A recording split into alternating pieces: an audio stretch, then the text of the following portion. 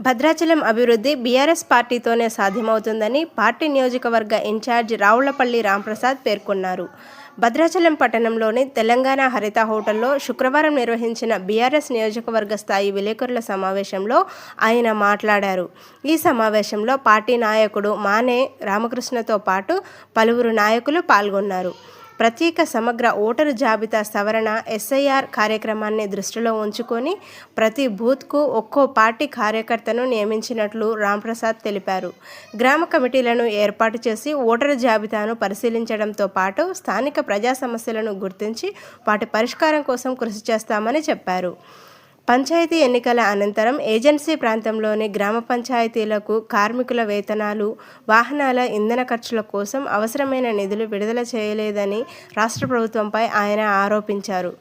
భద్రాచలం ప్రాంతంలోని ఇసుక ర్యాంపుల నిర్వహణలో అక్రమాలు జరుగుతున్నాయని, రైజింగ్ కాంట్రాక్టర్ల దోపిడీని ప్రభుత్వం అరికట్టడంలో విఫలమైందని విమర్శించారు. రాష్ట్ర ప్రభుత్వం ప్రకటించిన 6 గ్యారంటీల్లో ఉచిత బస్సు ప్రయాణం మినహా మిగిలిన హామీలు అమలు కాలేదని ఆరోపించారు. 3 మంత్రులు ఉండి కూడా స్థానిక సమస్యలను గాలికి వదిలేశారని తెలిపారు. సమస్యల పరిష్కారమే బీఆర్ఎస్ పార్టీ ప్రధాన లక్ష్యమని స్పష్టం చేశారు. మాజీ ముఖ్యమంత్రి కె. చంద్రశేఖరరావు గారి హయాంలో అమలు చేసిన సంక్షేమ పథకాలను తిరిగి అమలు చేయడానికి పార్టీ కృషి చేస్తుందని తెలిపారు. అలాగే సభ్యత్వ నమోదు కార్యక్రమాన్ని గ్రామ స్థాయి నుంచి డివిజన్ స్థాయి వరకు విస్తృతంగా చేపడతామని వెల్లడించారు. ఈ సందర్భంగా పార్టీ నాయకుడు మానే రామకృష్ణ మాట్లాడుతూ, గ్రామ పంచాయతీ ఎన్నికల్లో గెలిచిన పాలక మండలి భద్రాచలం పట్టణ అభివృద్ధిని పూర్తిగా గాలికి వదిలేసిందని విమర్శించారు. పట్టణంలో పరిశుభ్రత నామమాత్రంగా కూడా లేదని, రోడ్లు పూర్తిగా అస్తవ్యస్తంగా మారాయని, డ్రైనేజీలు సరిగా లేక ప్రజలు తీవ్ర ఇబ్బందులు ఎదుర్కొంటున్నారని అన్నారు.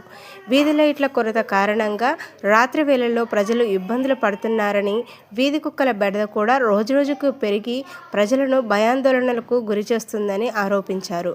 పట్టణ ప్రజల సమస్యలను వెంటనే పరిష్కరించాలని ప్రభుత్వాన్ని, స్థానిక పాలక వర్గాన్ని ఆయన డిమాండ్ చేశారు. ఈ సమావేశంలో రావులపల్లి పృథ్వీ, ప్రబోధ్ కుమార్, ఆకోజి సునీల్ కుమార్, పూర్ణచంద్రరావు, ప్రదీప్, శివ, బాబీతో పాటు పలువురు బీఆర్ఎస్ నాయకులు, కార్యకర్తలు పాల్గొన్నారు.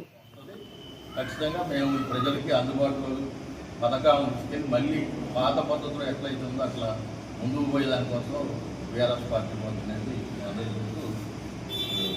మీరందరూ కూడా పిలవగానే వచ్చినందుకు పక్కన రేపు కూడా మన ఎమ్మెల్యే గారికి మంచి అభివృద్ధి జరుగుతుంది. ఎందుకంటే ఇసుక దందా భద్రాచలం పట్టణంలో జరుగుతాం. అట్లే బయట నుంచి కూడా చేర్ల నుంచి, వెంకటాపురం నుంచి ఇదేదో సీఎం గారు లారీలానే వెళ్ళిపోతాం. ఏ అధికారి ఆపడానికి కానీ, దాన్ని ప్రశ్నించడానికి కానీ ఎవరికి హక్కు లేదని చెప్తా ఉన్నాం అధికారులందరూ. అది మేము కనుక ఏదైనా మాట్లాడితే మేము ట్రాన్స్ఫర్ అయ్యే పరిస్థితి, మేము బూతులు తిట్టించుకునే పరిస్థితి ఉందని చెప్తా ఉన్నాం. ఇవాళ మన మంత్రి గారు అసలు ఆయన ఎవరిని మాట్లాడతానో తెలియని పరిస్థితి. ఆయన మన రోజు భద్రాచలం పోలీసు అధికారులు కానీ, రెవెన్యూ అధికారులు అందరినీ బాగా ఎందుకు పాపట్టాడంటే, ఆయన మనుషులకి, ఆయన దందా చేసేదానికి, ఆయన అమ్మట అనుసరించే వాళ్ళకి వాళ్ళ అధికారులు న్యాయం చేయట్లేదని వాళ్ళు చెప్తాం. ఇది మనం ప్రధానంగా గుర్తుంచుకోవాలి. ఇవాళ కేసీఆర్ గారు 10 ఏళ్ల పాలన చూస్తే మాలాంటి వాడు అందరం కూడా మేము వేరే పార్టీలో ఉన్నాం. మళ్ళీ పోయి బీఆర్ఎస్లో ఎందుకు చేయడం అంటే, ప్రజలకి ఆయనతో అయితేనే న్యాయం జరుగుతుంది. ఏనాడు కూడా 6 గ్యారంటీలు ఇచ్చాడు వాళ్ళ రేవంత్ రెడ్డి.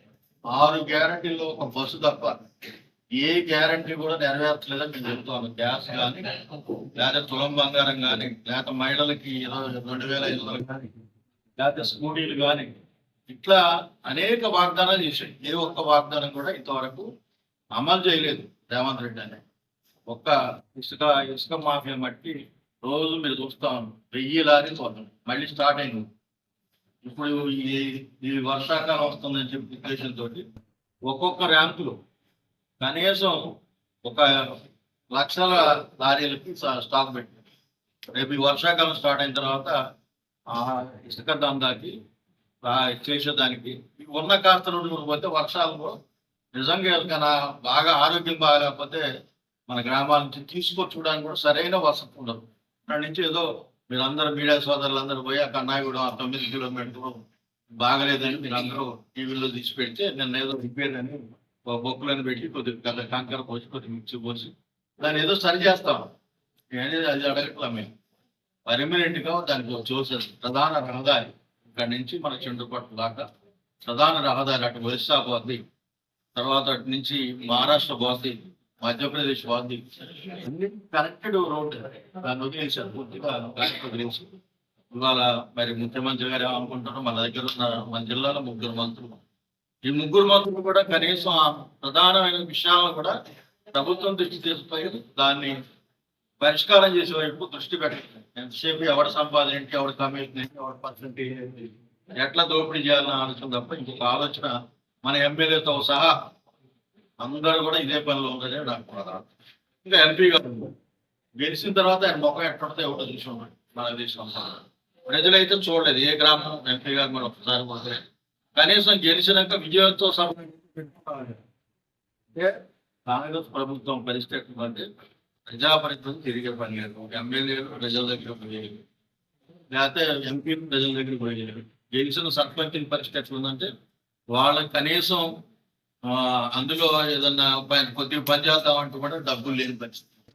ఇలా పరిపాలన అనేది గాలికి వదిలేసి పూర్తి స్థాయిలో తిరుగుతాం. అయితే మేము కూడా బిఎల్ఏలు రేపు మా ఓటు సభ్యత నమోదు కానీ ఇదే బిఎల్ఏలు ఎస్ఆర్ఐ సభ్యులతోటి గ్రామ కమిటీలు మా కింద ఉన్న నాయకత్వం కూడా కలిసి గ్రామ కమిటీలు కూడా ఏర్పాటు చేసుకుంటే వీళ్ళు 3 ఉంటారు, గ్రామ కమిటీలో ఉన్న 7 అంటే 10 మంది కార్యకర్తలని ప్రతి బూత్ లో తయారు చేసుకొని రేపు రాబోయే కాలంలో ఆ గ్రామాల్లో ఉన్న సమస్యల్ని పరిష్కారం చేసే వైపు పోరాటాల వైపు బీఆర్ఎస్ పార్టీ పోతుంది, ఖచ్చితంగా పోతుంది. ఎందుకంటే గతంలో చాలా అభివృద్ధి చేశాడు కేసీఆర్ గారు. చాలా అభివృద్ధి అంటే కేసీఆర్ కిట్ ఉండేది, వాళ్ళు ఏమైందో తెలియదు. అదేవిధంగా మన రైతు బంధు చూస్తే చాలా ఆశ్చర్యంగా ఉంది. ఇప్పుడు ఏం చేస్తాడు, 2 సార్లు 3 సార్లు వాగ్దానం చేసి అనేక మీటింగుల్లో సిద్దిపేటలో కూడా వాగ్దానం చేసి ఏం చేశాడు, ఎకరం వాళ్ళకి 2 ఎకరాల వాళ్ళకి కంటి తుడుపుగా రైతు బంధు చేశాడు. మిగతా ఎవరికి కూడా రైతు బంధు బాగా పడలేదు. ఇవాళ రైతుల పరిస్థితి అంటే అధోగతి చూస్తా ఉన్నాం. ప్రజలు ఏం కోరుకుంటారు, గ్రామ పంచాయతీ పాలన ఒక కమిటీ అనేది ఉంటే గ్రామ పంచాయతీ పరిపాలన మంచిగా ఉంటుంది, ప్రజలకు మంచి అభివృద్ధి జరుగుతుంది.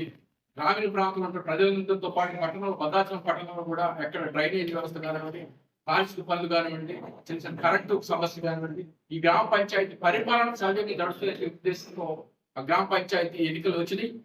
అక్కడ పాలన నడవాల్సిన అవసరం ఉంది. ప్రభుత్వం ఈ కమిటీ ఏర్పడి పాలక మండలి ఏర్పడి 6 నెలలు దాటినా కానీ వాళ్ళ గ్రామ పంచాయతీ భద్రాచలం టౌన్ చాలా అస్తవ్యస్తం ఉంది.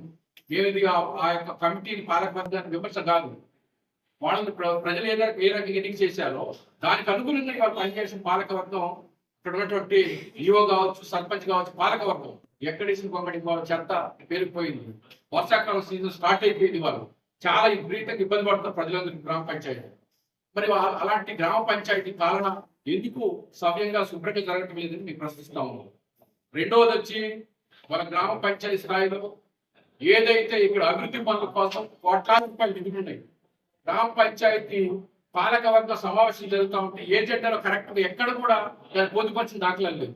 మరి మనమందరం కూడా మీరందరూ కూడా ప్రత్యేకంగా ఆ సమావేశాలకు హాజరవుతున్నారు. మనం ప్రశ్నించలేకపోతున్నాం. ఇంత బడ్జెట్ ఉంది దీనికి సంబంధిత శాఖకి సంబంధిత దానికి ఎందుకు అని ఏజెండా పొందుపరచట్లేదు? మీటింగ్ మినిట్స్ లో రాయాలి కదా. ఇన్ని వందల కోట్ల రూపాయలు ఇక్కడ గ్రామ పంచాయతీ భద్రాచలంలో కోట్లాది రూపాయల నిధులు ఉన్నాయి. మరి అక్కడ ఆ నిధులు ఏమైపోతుంది? వాటి మీద ఎవరు కూడా పాలకవర్గం కానీ పాలకవర్గ సభ్యులు కానీ ప్రశ్నించే పరిస్థితి లేదు. ఇవాళ నేను ఒకటే బీఆర్ఎస్ పార్టీ తరఫున అడుగుతాను. ఇవాళ ఒక భద్రాచలం కాదు, నియోజకవర్గంలో ఇవాళ రాష్ట్రంలో అధికార పార్టీ ఉందంటే, అధికార పార్టీ ఎమ్మెల్యే ఉన్నాడంటే ఈ అధికార పార్టీ ఎమ్మెల్యే కదా మనకు అభివృద్ధి జరుగుతుంది, మన నియోజకవర్గంలో సస్యామలు అయితే ప్రజలకు కాలుసు. మరి దానికి అనుగుణంగా మన శాసనసభ్యులు వాళ్ళు ఎందుకు పనిచేయట్లేదు? దాదాపు 2.5 ఏళ్ళు అయింది ఈ యొక్క ప్రజాపాలన ప్రభుత్వం కాంగ్రెస్ పార్టీ అధికారంలోకి వచ్చి. ఎక్కడ వేసిన కొంగడు అక్కడే. ఒక రోడ్ల విషయంలో రామప్రసాద్ గారి అస్తవ్యస్తం ఉంది. ఒక రోడ్లనే కాదు, ఏంటి వాళ్ళకి కాంగ్రెస్ పార్టీ చేసినటువంటి అభివృద్ధి?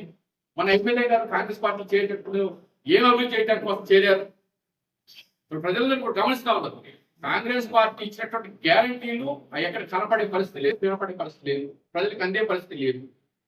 ఇందులో మీ ఇల్లు అన్నారా, దాదాపు 2 లక్షల ఇల్లు ఆ రోజు దాని శ్రీకారం చుట్టారు. కనీసం 1,00,000 ఇల్లు ఈ రోజు వరకు కూడా నిర్మాణం పూర్తి కానటువంటి ఇందిరమ్మ పథకం. అయ్యే కాదు, వాళ్ళు ఇచ్చినటువంటి పథకాలలో 6 గ్యారెంటీలు అసలు జాడి దావా లేదు. స్థానికంగా భద్రాచలం నియోజకవర్గంలో రైతాంగం, రైతుల యొక్క ఈ నియోజకవర్గం వాళ్ళ తాల్పేరు ప్రాజెక్టు మేము ప్రధానంగా తీసుకున్నాం. జూన్ మాసం చివరికి వచ్చేసింది. ఈ రోజు వరకు తాల్పేరు కుడి కాలం కావచ్చు, ఎడమ కాలం కావచ్చు, నీళ్ళు ఇచ్చే పరిస్థితి లేదు. అక్కడ చూస్తే నీళ్లు బ్రహ్మాండంగా ఉన్నాయి. ఇరిగేషన్ శాఖ ఎక్కడ ఉన్నారు, ఈ రోజు వరకు కలదేసే పరిస్థితి లేదు. ఇదే మన ఎమ్మెల్యే గారు ఇరిగేషన్ శాఖను తీసుకొని ఆ 2 కాలాలకి నీళ్ళు ఇచ్చే పరిస్థితి కూడా కనపట్టలేదు. ఇది వచ్చేదని అడుగుతారు.